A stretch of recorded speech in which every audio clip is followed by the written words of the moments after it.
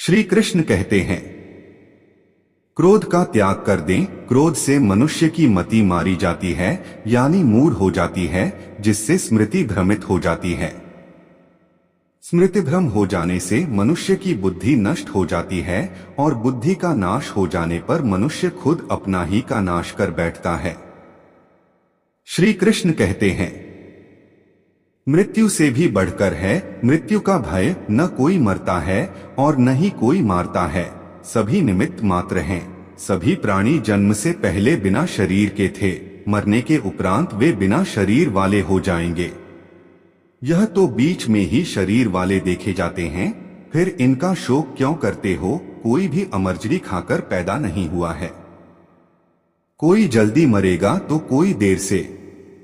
मृत्यु का भय मत पालो, मरना तो सभी को एक न एक दिन है। जो बना है वह फना है।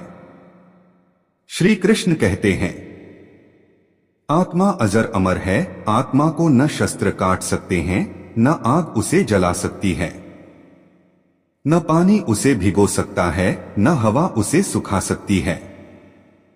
जो लोग यह मानते हैं कि मरता सिर्फ शरीर है, आत्मा नहीं। मेरे अपने जो मर गए असल में वे मरे नहीं हैं, उन्होंने तो देह छोड़ी है, वे कहीं और जन्म लेंगे।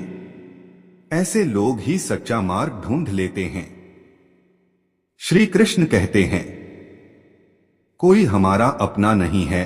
गीता में श्री कृष्ण अर्जुन से कहते हैं कि हे अर्जुन, तेरे और मेरे कितने ही जन्म हो चुके हैं। आज जिसे तू अपना समझ रहा है वे पूर्व जन्म में तेरे नहीं थे। मेरे और तेरे बहुत से जन्म हो चुके हैं। मैं उन सभी जन्मों के बारे जानता हूं, लेकिन तू नहीं जानता।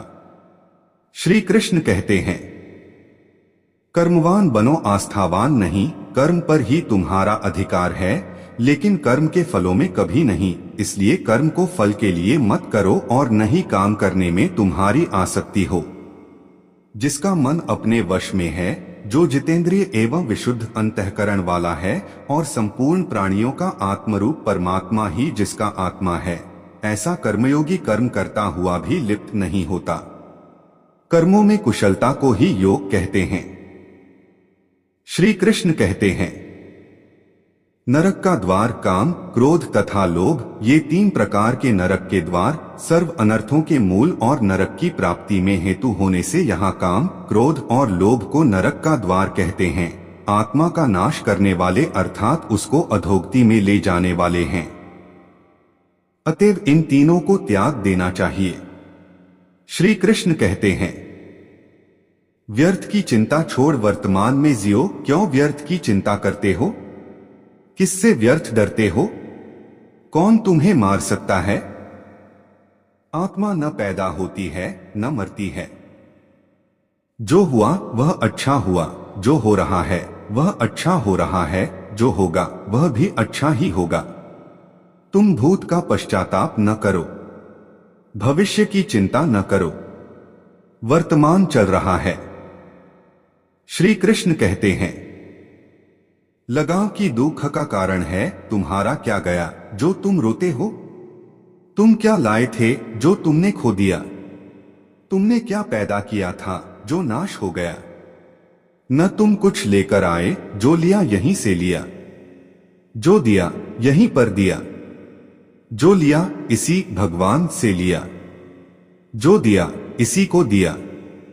खाली हाथ आए और खाली हाथ चले।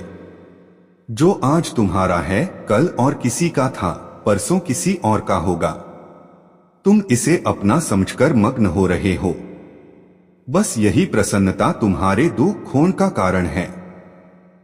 श्री कृष्ण कहते हैं, परिवर्तन को समझो और उसके साथ रहो। परिवर्तन संसार का नियम है।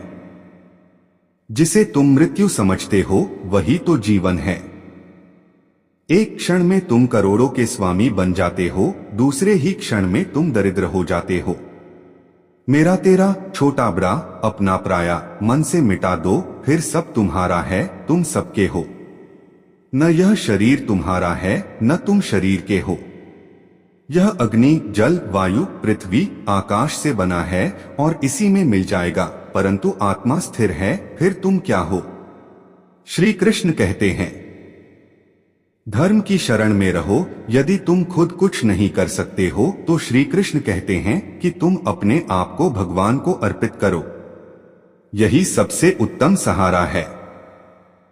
जो इसके सहारे को जानता है वह भय, चिंता व शोक से सर्वदा मुक्त है। जो कुछ भी तू करता है उसे भगवान को अर्पण करता चल। ऐसा करने से सदा जीवन मुक्त का आनंद अनुभव करेगा। सारे धर्मों का त्याग कर मेरी शरण में हो जाओ। सर्वधर्मान परित्यज्य मामेकं शरणं व्रज। श्री कृष्ण कहते हैं, विश्वास मनुष्य अपने विश्वास से निर्मित होता है। जैसा वह विश्वास करता है वैसा वह बन जाता है। सदैव संदेह करने वाले व्यक्ति के लिए प्रसन्नता न इस लोक में है और न ही परलोक में। जो कोई भी व्यक्ति जिस किसी भी देवता की पूजा विश्वास के साथ करने की इच्छा रखता है, मैं उस व्यक्ति का विश्वास उसी देवता में दृढ़ कर देता हूँ।